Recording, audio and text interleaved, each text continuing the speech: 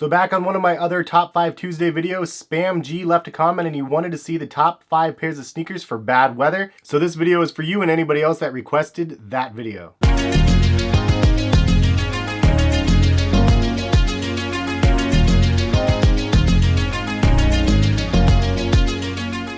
What is going on, guys? Hess here from CollectiveKicks.com, and if you guys want to shop for this week's top sneaker deals, check the link in the description, and happy shopping. I want to thank you guys for constantly requesting top 5 sneaker videos that you guys would like to see, and again in this video, weigh in the comments if you guys want to suggest them. And if you guys like the comments you see, just go ahead and give them a thumbs up. So in this video, I wanted to cover my top 5 pairs of sneakers for bad weather. So one caveat I wanted to mention, what defines bad weather? I think that is going to change depending on obviously what area you live in. So as a runner-up for those extreme conditions, I have a pair of sneakers that I would recommend called the Lunar Terra Arctos. This is a shoe that released a while ago from Nike. Pretty expensive boot, but I believe you can find them on eBay for $150 or so.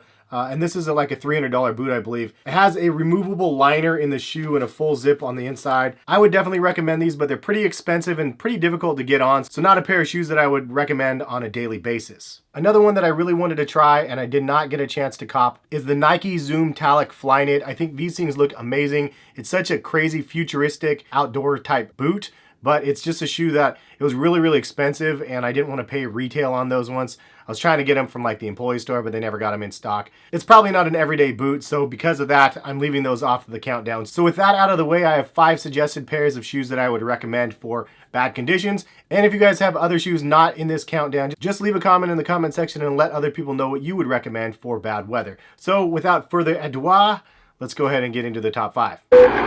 So the number 5 spot on my list goes to this pair of sneakers right here from Saucony. The Saucony 6000 MD from the Space Pack. At first glance, you're probably wondering why I put these in the countdown, but if you look closer, these things are amazing. It has a full rubberized body, and then this white part of the shoe is actually a Tyvek upper. This is definitely an all-weather tank. It has a really heavy feel to the shoe, and it has a really solid rubber base, and then again wrapped with rubber and that Tyvek upper. This is definitely a nice weatherproof shoe, and for $120 it's not too bad. And this one might be my favorite colorway of the group. It's just such a crazy mint green and that fluorescent neon and that silver Tyvek upper. Really nice looking shoe in my opinion. And major shout out to Saucony for lacing me up with these. I didn't expect them and I got these, and this was perfectly fitting for this top 5 video. So the number 5 spot. So moving on to the number 4 spot, we have the Nike Foamposite. This is definitely a tank as well. For those that have tried these shoes on, you know that these things are like straight up armor for your feet, and it's really like a material that rain will kind of fall off of, obviously except for the lace section right here. For the most part though, these things are really rugged and can definitely withstand a beating. The price point of the Nike Foamposite is pretty high at $230 roughly, but you can find some on sale here and there for $170 or so. It's definitely a shoe that you can wear, and you can wear it often. They do fit pretty snug, and one thing you should note is if you go true to size on them, they eventually break in and they actually do mold to your feet. That was the purpose of them when they released in 1997. It's definitely a shoe that you can wear in a lot of different elements, and it's an all-around beast of a shoe, which is why this is in the number 4 spot of the countdown. All right, so moving on to the number 3 spot, the Nike Lunar Force Duct Boot. This is definitely one of those boots that definitely belong in the countdown. It is an Air Force One fundamentally, but it has a lot of extra materials on it for the winterized feel. The only downside about these shoes was the traction, although it looks really nice. A lot of people reported back and said these are pretty slippery inside, so be careful when you walk around. But at the end of the day, it's a really nice boot, and it's one that is weatherized. It's easy to put on, and it looks great, but great shoe, and definitely one that I wore in the wintertime last year. They do have a second version of these that I saw at the Nike employee store, and I'll link this and the other pairs of sneakers in this countdown in the description if you guys are interested in purchasing any. But the V2s might have better traction, and if you guys actually have the V2s of these, leave a comment and let other people know if the traction is improved or not. So moving on to the number 2 spot in the countdown goes to a pair of shoes that I actually do not own, but it's one that I knew I would get flamed if I did not put these in the countdown, and that is the Timberland 6-inch boots. These are pretty much a staple anywhere you are across the US.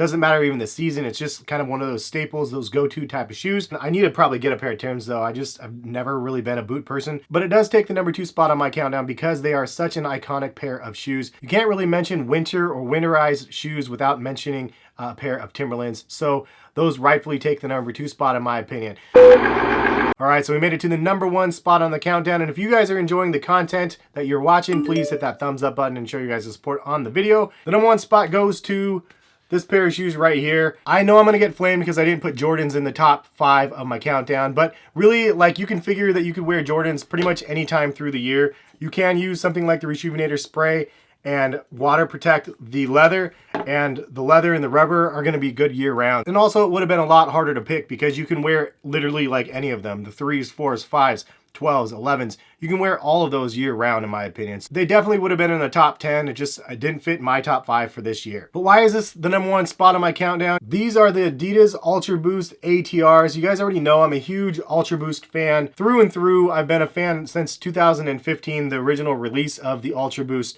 So it's very fitting that these are my countdown, but it's definitely one that earned the spot in my opinion. Not just because I love Boost. The traction on these are just amazing. It's just greatly improved over the original Ultra Boost with that Continental rubber. And then it's just a warm upper. It fits really, really well. And personally, I really think it looks stylish. It's something that you can wear as a daily runner. And although the price point is pretty steep at $220, we can't expect to see some of them go on sale for under $180 or so. Just wait for the sales if you guys don't want to pay retail for them. But all in all, I've worn these quite a bit since I got them. I'm really impressed with what they ended up delivering in the shoe, and definitely a shoe that I can look forward to wearing in the upcoming months. That is all we have for this top 5 video. Hopefully you guys liked the top 5 that I presented you guys. If you guys have other ones that again didn't make this countdown or ones that you agree with, just leave some comments and let me know. Would love to see what you guys have brewing in the comment section. But thank you guys for watching. And if you missed some of the recent videos on my channel, I posted a Nike employee store pickups video and a couple other random haul videos that you can go check out on my channel. Feel free to click the screen and watch some of those other videos. Thank you guys for watching. Catch you guys for some more videos soon. Peace, guys.